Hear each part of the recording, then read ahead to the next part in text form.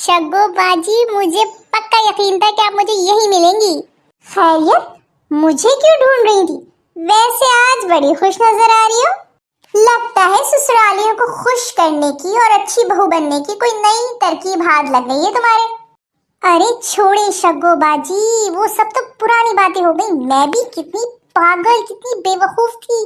सोचती थी कि ससुराल जाऊंगी, एक्स्ट्रा एफर्ट्स करूंगी, सबकी खिदमत करूंगी, दिल जीत लूंगी, उनके दिल जीत लूंगी। कितनी बड़ी गधी थी मैं, कितनी बेवकूफी पाली हुई थी मैंने यार।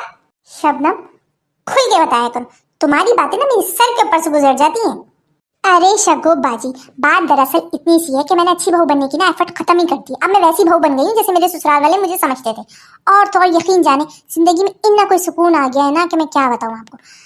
पूरी बहू बनकर पता चला कि सारी की सारी टेंशन तो अच्छी बहू बनने की वजह से थी। जब से मैंने ये एफर्ट छोड़ी है, जिंदगी की सारी टेंशनें खत्म हो गई यार।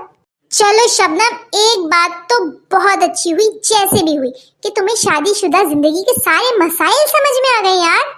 अरे कहाँ शगो बाजी, सारे मसाइल कहाँ समझ में आए, अभी भी कुछ बाकी हैं। अब क्या बाकी रह गया बहन?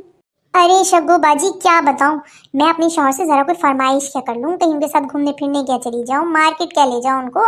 मेरी सास फौरन आके मुझे कह देती, मेरे बेटे को इतनी तकलीफ मत दिया कर, उसके पैसे से खर्च मत किया कर, उसको आराम करने दिया कर, बड़ी मेहनत से पाला है मैंने उसको।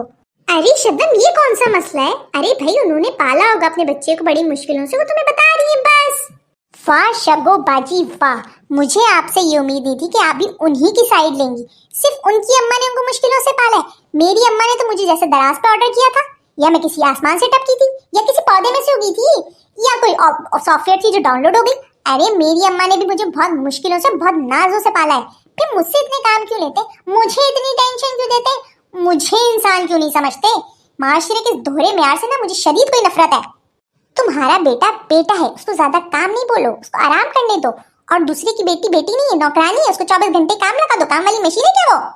अरे शबनम, तुम नहीं समझोगी, हमारा ताल्लुक इस नाबीना माशरे से है जहाँ उदासी का यकीन दिलाने के लिए रोना पड़ता है, बीमारी का यकीन दिलाने के लिए बंदे को मरना पड़ता है, जहाँ दर्द लोगों को सिर्फ अपनी तकलीफ पे होता है और आंसू निकल आते हैं, दूसरों के दर्द तो लोगों को महसूस तक नहीं होता।